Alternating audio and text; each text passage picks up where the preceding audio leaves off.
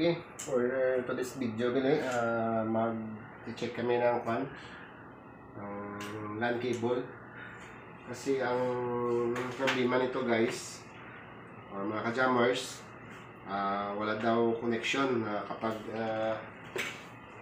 binabutang sa nodes ng internet, no?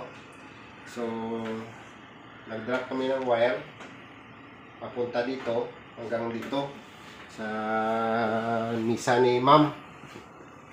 So ang gawin namin, puputulin natin itong RG46 na nilagay ng IT technician para ma-probe namin yung wiring natin kung mayroon talagang putol, kasi yung concern walang connection.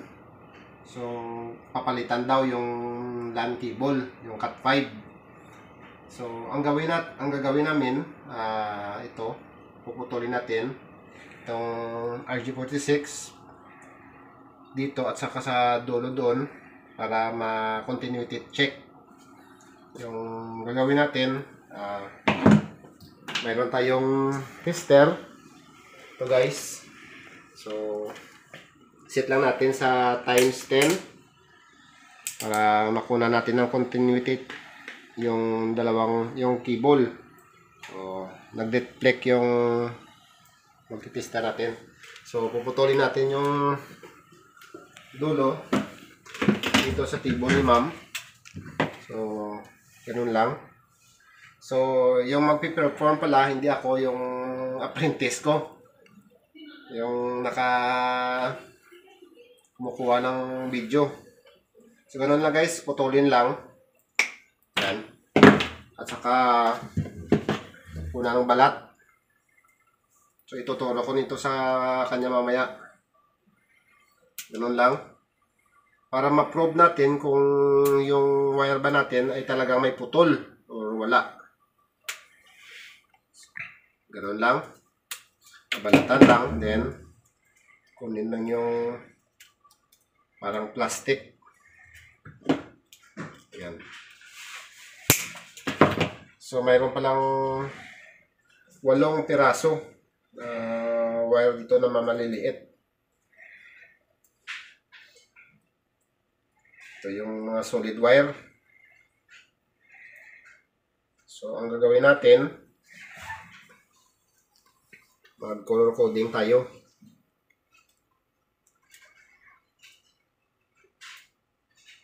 Ayan.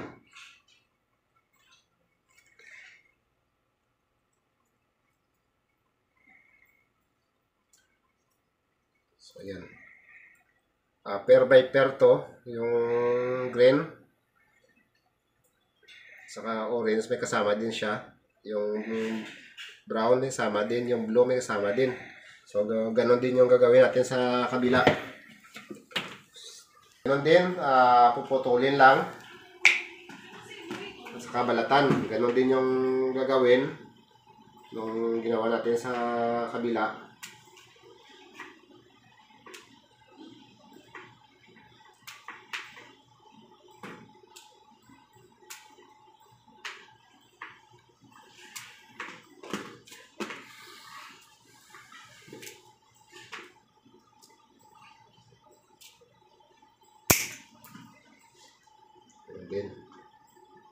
So para mabilis, balata na.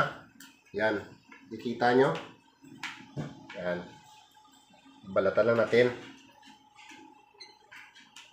So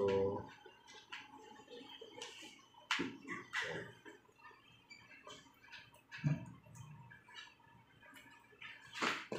So kung makikita nyo, itong orange may kasama din siyang orange na stripe na mayroong white. So ikukopo lang natin yung dalawa. Ito. Yan. Then yung green, may kasama din siyang green na may stripe na white. So ikukopo din natin. Yan. Ikukopo din natin ito. Okay. Ito. So, ito. So, kung alin yung kinopol natin dito sa 4 na wire, sa 8 wire. So, doon tayo magte-test ng multitester natin para makuna natin yung kung totoong may putol. So, si engineer na yung mag-perform doon. So, hindi na siya malilito kasi may color coding naman. So, proceed tayo sa kabila. Same lang din yung gagawin natin. Babalatan lang natin. So, ihiwalay lang natin. Ito. Yung fair ng blue. Saka blue na may white. Same din sa green. Ayan. Ihiwalay lang natin. Saka ito. Itong brown na may brown na white. Na stripe.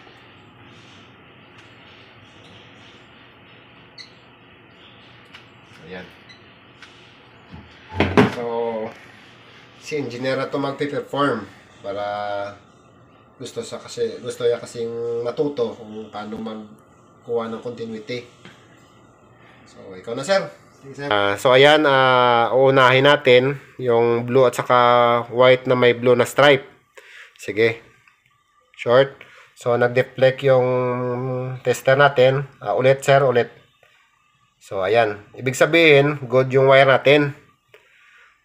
Ito yung blue at saka white na may blue na stripe.